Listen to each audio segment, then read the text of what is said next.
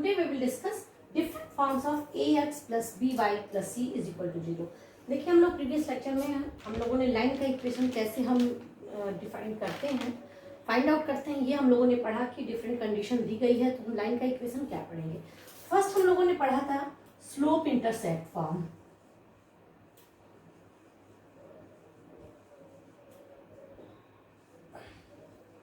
अब आप देखिए स्लोप इंटरसेप्ट फॉर्म, अगर लाइन का इक्वेशन दिया है तो उसको हम स्लोप इंटरसेप्ट फॉर्म में कैसे रिड्यूस करेंगे।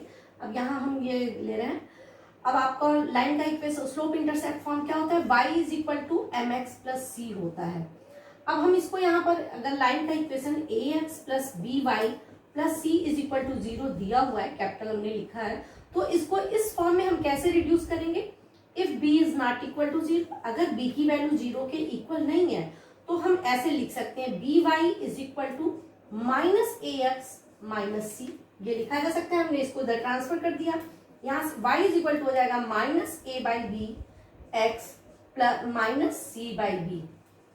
अब देखिए अगर आप इस स्लोप इंटरसेप्ट फॉर्म में जो लाइन का इक्वेशन है y is equal to m x plus c, आप इससे कंपेयर करते हो तो यहाँ से आपको m की वैल्यू मिल जाएगी माइनस ए बाई बी और इंटरसेप्ट ऑन y एक्सिस मिल जाएगा small c is equal to minus capital C by b. तो इस तरीके से हम लाइन के इक्वेशन को रिड्यूस कर सकते हैं। अब अगर सेकंड है, हम लोगों ने पढ़ा था इंटरसेप्ट फॉर्म। अब इंटरसेप्ट फॉर्म क्या होता है, इंटरसेप्ट फॉर्म हम यहाँ लिख लेते हैं x by a plus y by b is equal to 1, ये इंटरसेप्ट फॉर्म होता है। लाइन का equation a x plus b y plus c दिया हुआ है, इसको हम इंटरसेप्ट फॉर्म में कैसे कन्वर्ट करेंगे। तो कोई भी लाइन का इक्वेशन अब हमने लिख दिया a x plus b y is equal to minus c. अब अगर यहाँ माइनस सी की वैल्यू 0 के इक्वल नहीं है, उस कंडीशन में हम सी से डिवाइड कर सकते हैं, तो ये हो जाएगा माइनस ए बाई सी, हम यहाँ पर सी लिख रहे माइनस लिखेंगे, plus b upon minus c y is equal to 1, हमने माइनस सी से डिवाइड कर दिया। अब इसी को थोड़ा सा हम दूसरे फॉर्म में लिख लें, x upon minus c by a लिख सकते हैं, plus y upon minus c by b लिख सकते हैं इज इक्वल टू 1। अब यहाँ से इंटरसेप्ट, यहाँ जब इंटरसेप्ट फॉर्म में इक्वेशन ये था x by a plus y by b is equal to 1, तो x एक्सिस पर इंटरसेप्ट स्मॉल ए था और y एक्सिस पर इंटरसेप्ट स्मॉल बी था। तो यहाँ से हमको स्मॉल ए की वैल्यू आ गई माइनस सी बाई ए और स्मॉल बी की वैल्यू आ गई माइनस सी बाई बी। तो इस तरीके से हम किसी भी लाइन का इक्वेशन हमको किसी भी फॉर्म में दिया है, जैसे एक जनरल इक्वेशन हम ले रहे हैं 2x plus 3y is equal to 9 दिया है। अगर आपसे कहता है कि इसको इंटरसेप्ट फॉर्म में कन्वर्ट कीजिए तो हम क्या करेंगे, 9 से डिवाइड कर देंगे, तो 2 by 9x plus 3 by 9 y is equal to 1 हो जाएगा। x upon 9 by 2 plus y upon 9 by 3 means यहाँ से कैंसिल हो गया तो ये 3 हो गया इज इक्वल टू 1। तो x एक्सिस पर इंटरसेप्ट, अब यहाँ आप लिख सकते हो intercept on x axis is equal to 9 by 2 और intercept on y axis is equal to 3। तो x एक्सिस और y एक्सिस, तो अगर आपको कोई भी लाइन का इक्वेशन पूछता है कि और पूछ देता है कि y एक्सिस पर इंटरसेप्ट बताइए, तो ये भी तरीका है करने का। देखिए हमने जो यहाँ फर्स्ट डिस्कस किया है, हम इस तरीके से भी कर सकते हैं। इसी क्वेश्चन को 2x plus 3y is equal to 9 दिया है, हम यहाँ से x को उधर माइनस करेंगे तो 3y is equal to minus 2x plus 9, 3 से डिवाइड कर दीजिए, y is equal to minus 2 by 3x plus 9 by 3 मतलब 3। तो देखिए जब y is equal to m x plus c के फॉर्म में कन्वर्ट हो गया तो यहाँ से भी स्मॉल c की वैल्यू 3 आ गई, मतलब y एक्सिस पर इंटरसेप्ट 3 आ गया। तो अगर क्वेश्चन में x एक्सिस और y एक्सिस दोनों पर इंटरसेप्ट पूछता है तो हम इस तरीके से इस क्वेश्चन इस फॉर्म में कन्वर्ट करके लगाएंगे। और अगर सिर्फ आपसे स्लोप पूछ लेता है, find the slope of this equation, तो हम इसको y is equal to m x plus c में कन्वर्ट करके स्लोप निकाल लेंगे। तो कोई भी क्वेश्चन हो, ये हमने एक एग्जाम्पल डिस्कस कर लिया है, तो आप इस बेसिस पर इसको किसी भी इंटरसेप्ट फॉर्म में कन्वर्ट कर सकते हैं। थर्ड है normal form, now we will discuss normal form. Third है normal form. Normal form equation का क्या होता है, लाइन के इक्वेशन का नॉर्मल फॉर्म पहले हम लिखेंगे। तो नॉर्मल फॉर्म होता है x cos omega plus y sin omega. आपको ये ध्यान होगा जहां y sin omega is equal to p, जहां p क्या है, p ओरिजिन से उस लाइन की परपेंडिकुलर डिस्टेंस है, और जो परपेंडिकुलर है वो एक्स एक्सिस के साथ जो एंगल फॉर्म करता है उसको हम लोग ओमेगा से रिप्रेजेंट करते हैं। हमारा लाइन का इक्वेशन है ax plus b y is equal to minus सी।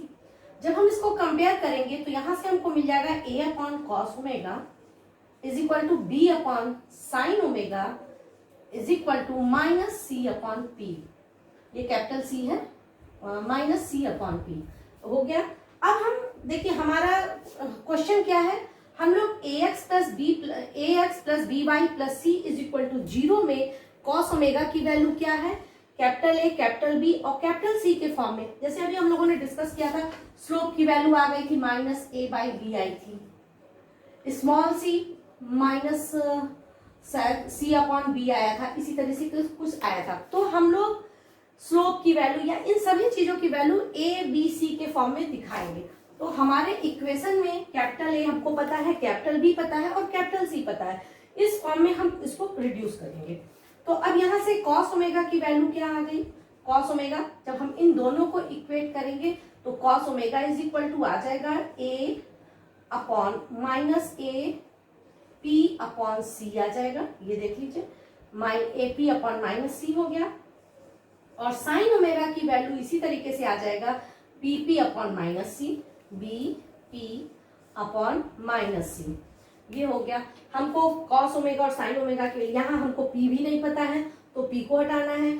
इसके लिए हम लोग एक आइडेंटिटी यूज करेंगे, यहाँ हम यूज कर रहे हैं, we know that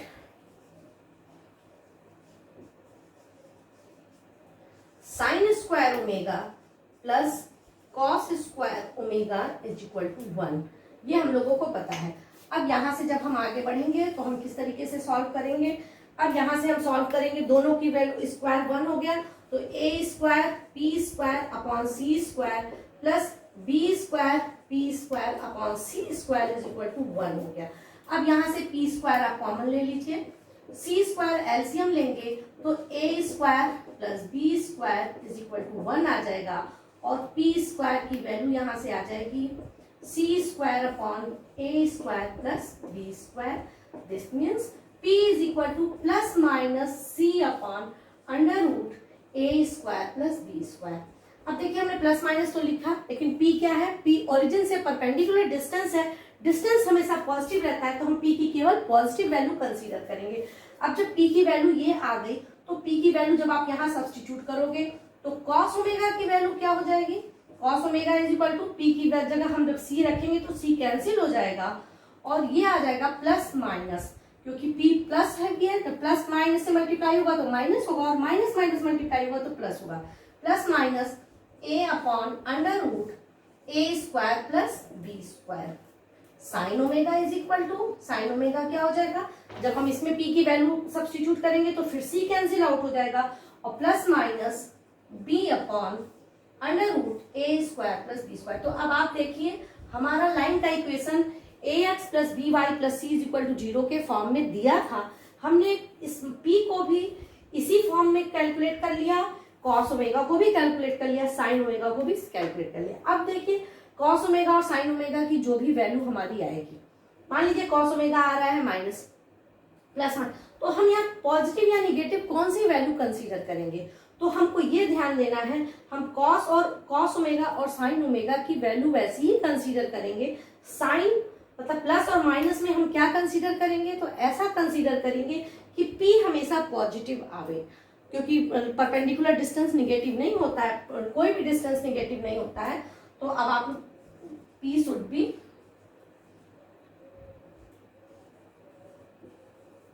always positive.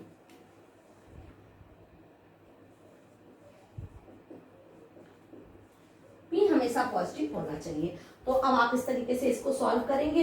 तो हमने तीनों फॉर्म में डिस्कस कर लिया कि अगर लाइन का equation ax plus b y plus c is equal to 0 दिया है तो हम उसको इंटरसेप्ट फॉर्म में कैसे कन्वर्ट करेंगे, स्लोप इंटरसेप्ट फॉर्म में कैसे कन्वर्ट करेंगे और नॉर्मल फॉर्म में कैसे कन्वर्ट करेंगे। जब कॉस ओमेगा, साइन ओमेगा और पी कैलकुलेट हो जाएगा तो हम इसी फॉर्म में लिख देंगे।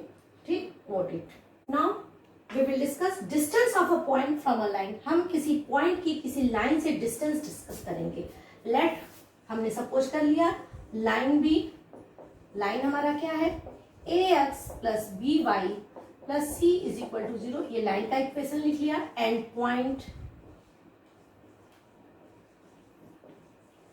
x1 y1, x1 y1 point का कोऑर्डिनेट है और a x plus B plus c is equal to 0 line का इक्वेशन है। हम यहाँ पर फिगर ड्रा कर रहे हैं, फिगर इसमें बहुत जरूरी है। एक लाइन हमने बना लिया L, इस लाइन का इक्वेशन है a x plus b y plus c is equal to 0 और एक पॉइंट हमने यहाँ पर ले लिया लाइन, एक पॉइंट P यहाँ पर सपोज कर लिया। P का कोऑर्डिनेट है x1 y1, x1 y1 से इस लाइन की डिस्टेंस आपको कैलकुलेट करनी है। डिस्टेंस कैलकुलेट करने का मतलब हमने P से परपेंडिकुलर ड्रा कर दिया, हमको PM निकालना है। हम यहाँ पर लिख ले रहे हैं we have to calculate PM that will be suppose D। हमने इसको D सपोज कर लिया, थोड़ा सा कन्वीनियंट रहेगा सपोज कर।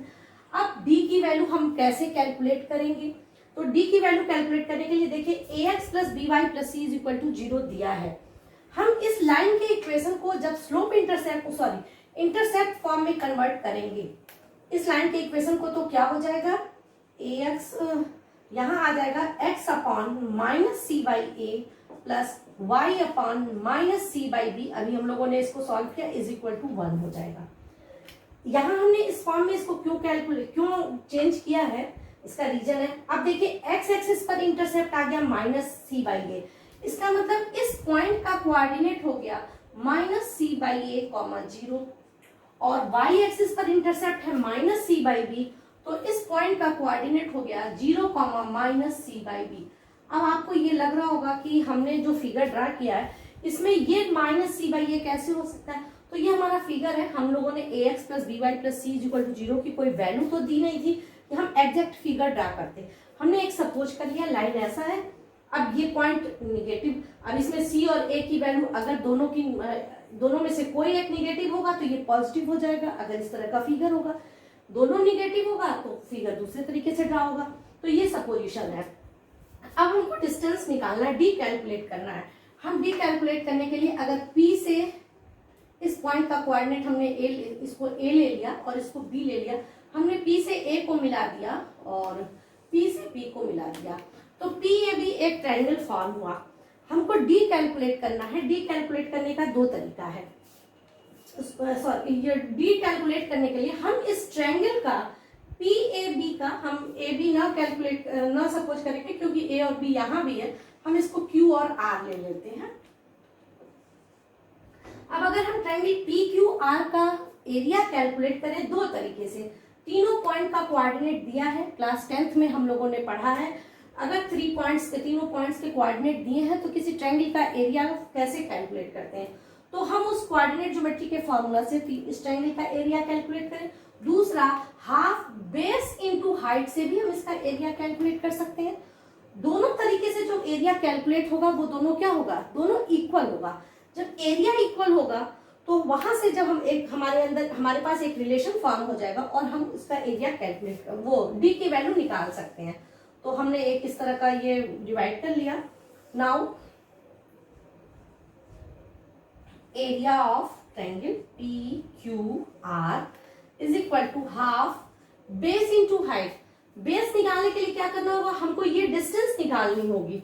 तो अंडर रूट डिस्टेंस क्या होगा, under root x2 minus x1 का होल स्क्वायर, तो 0 प्लस सी बाई ए का whole square plus y2 minus y1 का whole square into d half base into height हमने कर दिया। अब इसको एक बार और लिख लें, d बाई 2 under root c square by a square plus c square by b square. ये इस तरह फॉर्म में हमने लिख लिया। अब ए स्क्वायर बी स्क्वायर, इसको थोड़ा सा और सिंप्लीफाई कर लें, डी बाई 2 अंडर रूट, अब ये क्या हो जाएगा, ए स्क्वायर बी स्क्वायर जब हम एलसीएम लेंगे और सी स्क्वायर को कॉमन ले लेंगे तो a square plus b square आ जाएगा।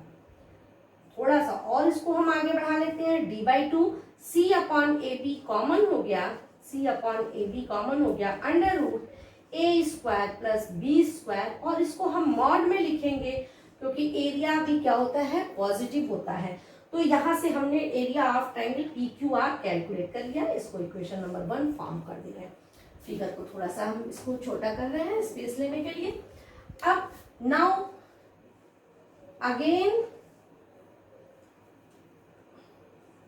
Again area of triangle p q r is equal to half, हम फार्मूला न लिखकर डायरेक्ट करेंगे, या फार्मूला आप चाहिए तो यहाँ नोट कर लीजिए, क्या होता है, half x1 y2 minus y3 plus x2 y3 minus y1 plus x3 y1 minus y2 with mod, क्योंकि एरिया पॉजिटिव होता है।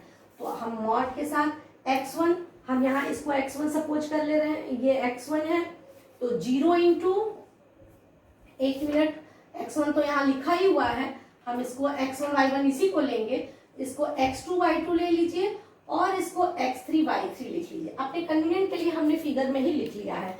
तो x1 into y2 minus y3, y2 minus y3 जब लिखेंगे तो माइनस c बाई बी आ जाएगा, plus x2 into y3 minus y1 तो 0 plus c by B हो जाएगा, प्लस x3 की वैल्यू क्या है, minus c by A into y1 minus y2 तो y1 माइनस y2 मतलब प्लस c बाई बी हो गया, ये हमारे पास हो गया। अब इसी को थोड़ा सा सिंप्लीफाई कर ले, तो सिंप्लीफाई करेंगे तो क्या हो जाएगा, minus C x1 by B, ये 0 हो गया, और इसको मल्टीप्लाई करेंगे तो minus c y1 by a, minus minus plus minus minus c square by a b, half.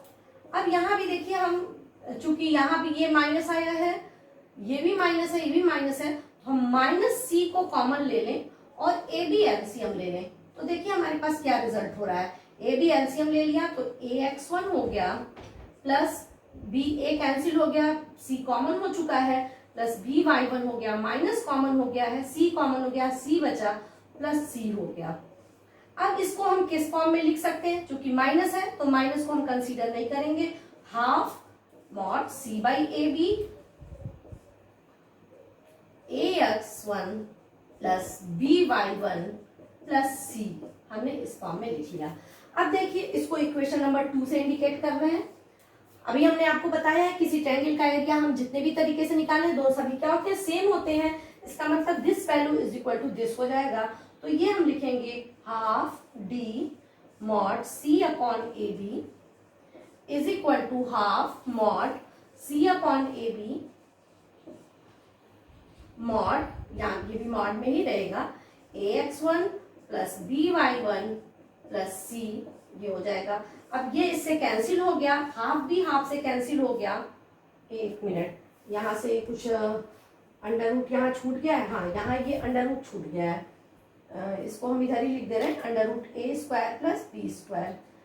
अब यहाँ से क्या हो जाएगा, डी की value mod ax1 plus by1 plus c upon, इसको डिवाइड कर दीजिए, under root a square plus b square. This is the distance formula, distance of a point from a line, इसको आप डिस्टेंस फॉर्मूला भी कह सकते हो, लेकिन डिस्टेंस फॉर्मूला किसके लिए है, तो एक लाइन से एक पॉइंट की डिस्टेंस को कैलकुलेट करने के लिए। देखिए आपको कैलकुलेशन इस पे बहुत आसान होगा, मॉड के साथ form ax plus by plus c में हम x और y को x1 y1 से रिप्लेस कर देते हैं, तो जो भी न्यूमरल्स आता है, और upon under root a square plus b square. तो आप इसको सॉल्व कर लीजिए, एक बार फॉर्मूला डिराइव कर लेंगे तो आपको फॉर्मूला अच्छे से याद हो जाएगा। Note it, distance between two parallel lines, हम लोगों ने एक लाइन की एक पॉइंट से डिस्टेंस को कैलकुलेट कर लिया। अब हमें दो पैरेलल लाइन के बीच का डिस्टेंस सपोज कर फाइंड आउट करना है। हम लाइन का इक्वेशन क्या सपोज करें, जनरली हम लोग लाइन का equation y is equal to m x plus c लेते हैं। दो लाइन है, आप M1 M2 भी ले सकते हो, लेकिन चूंकि हम लोगों ने पहले ही ये कह दिया है कि दो लाइंस पैरेलल हैं, तो लाइन का equation y is equal to, दो लाइन पैरेलल होते हैं, इसकी कंडीशन क्या है, लाइन पैरेलल लाइंस के स्लोप इक्वल होते हैं, तो आपको let y is equal to mx plus c1 पहला लाइन हो गया, and y is equal to mx plus c2 be two lines, ये हो जाएगा। ये दो लाइंस हो गए। हम इसका फिगर ड्रा कर रहे हैं, इस तरीके से आपने ड्रा कर लिया। ये हो जाएगा y is equal to mx plus c1, और एक और लाइन हम ड्रा करेंगे। इस लाइन का इक्वेशन हो गया y is equal to mx plus c2। अब दोनों के बीच की डिस्टेंस निकालनी है। अब देखिए यहाँ पर y is equal to mx plus c1 है, इसका मतलब y एक्सिस पर ये इंटरसेप्ट c1 हो गया, और y एक्सिस पर ये क्या हो जाएगा, ये इंटरसेप्ट c2 हो गया, तो ये कंप्लीट डिस्टेंस c2 हो गया। अब c1 c2 हम ऐसे इंडिकेट करें, या इस पॉइंट का कोऑर्डिनेट 0, हम c2 लिख दें, और इस पॉइंट का कोऑर्डिनेट हम 0, c1 लिख दें। दोनों चीज हमारे लिए एक ही है, तो हम इस फॉर्म में लिख रहे हैं। ठीक, अब हमको इनके बीच की डिस्टेंस निकालनी है। डिस्टेंस मतलब परपेंडिकुलर डिस्टेंस। तो परपेंडिकुलर डिस्टेंस निकालने के लिए देखिए दो तरीका है। हम इस पॉइंट से इस लाइन पर डिस्टेंस परपेंडिकुलर ड्रा कर दें और वो डिस्टेंस कैलकुलेट कर लें, या इस पॉइंट से हम इस लाइन पर। तो हम चलिए यहाँ से इस पर परपेंडिकुलर ड्रा करते हैं। इस पॉइंट को हमने ए सपोज कर लिया, ये बी है, हमको ए बी निकालना है। We have to find out a b. अब ए बी कैसे कैलकुलेट होगा, हमको इसका मतलब इस पॉइंट का कोऑर्डिनेट चाहिए। हमको इस पॉइंट का कोऑर्डिनेट नहीं पता है, तो अब हमने यहाँ पर आपको जानबूझकर इस तरह से किया है कि आपको समझ में आए, कहीं भी किसी भी पॉइंट से परपेंडिकुलर ड्रा करेंगे तो डिस्टेंस नहीं आएगी। अब देखिए अगर हम इस पॉइंट से परपेंडिकुलर ड्रा करें तो हमारे लिए ज्यादा कन्वीनियंट है। इस पॉइंट का, इसको हमने यहाँ P ले लिया और इस पॉइंट को Q ले लिया, तो AB is equal to PQ भी है, हम PQ कैलकुलेट करेंगे। अब देखो इस पॉइंट का कोऑर्डिनेट हमें पता है और इस लाइन का इक्वेशन पता है। अभी हम लोगों ने जस्ट डिस्कस किया है कि किसी पॉइंट से किसी लाइन की परपेंडिकुलर डिस्टेंस हम लोग कैसे कैलकुलेट करते हैं। तो इक्वेशन ऑफ लाइन क्या है, इक्वेशन ऑफ लाइन, अब जिस लाइन से हम आपको डिस्टेंस निकालनी है उस लाइन का इक्वेशन तो इस फॉर्म में लिखा है, हम इसको कन्वर्ट कर लेंगे mx minus y plus c2 is equal to 0। ये लाइन का इक्वेशन हो गया, इक्वेशन नंबर 2। ये 1 था, ये 2 था, इसी को हमने 2 डैश बना लिया। कोऑर्डिनेट ऑफ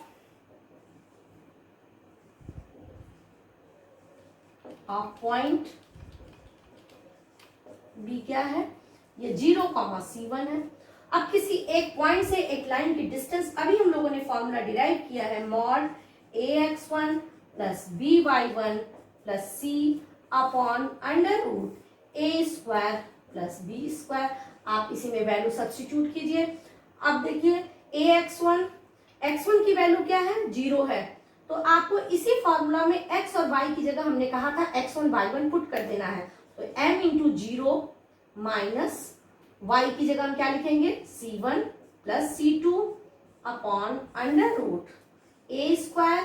तो a स्क्वायर की वैल्यू क्या है, m square plus b square, b यहाँ पर -1 है तो 1 हो जाएगा। अब ये यहाँ पर इसका मतलब d की value, this implies that d is equal to mod c2 minus c1 upon under root m square plus 1। This is the perpendicular distance, sorry, this is the distance between two parallel lines। ये दो parallel line के बीच का distance है। अगर हमको ये formula direct याद है तो थोड़ा सा ज्यादा कन्वीनियंट होगा, और अगर हमें नहीं भी पता है, दो पैरेलल लाइन के बीच की डिस्टेंस निकालनी है, तो हम यहाँ से कोऑर्डिनेट निकालेंगे और डिस्टेंस, इसी प्रोसेस को अप्लाई करेंगे, जो थोड़ा सा टाइम टेकन है, बट ये भी आसानी से लग जाता है, लंबा नहीं, बहुत लंबा नहीं है। आप देखिए इसको मैंने चूंकि इसी इक्वेशन को दोबारा रिपीट किया है, आप यहीं इसको कन्वर्ट कर देंगे, और ये फॉर्मूला भी आप इसको डायरेक्ट आप लिख सकते हो, तो आप इसको डायरेक्ट भी कर सकते हो। वैसे फार्मूला लर्न रहे तो ज्यादा इजी है, टाइम बचता है क्वेश्चन करते समय। Note it. You have to solve the exercise 10.3 and miscellaneous. हम लोग नेक्स्ट लेक्चर में इसके क्वेश्चंस डिस्कस करेंगे।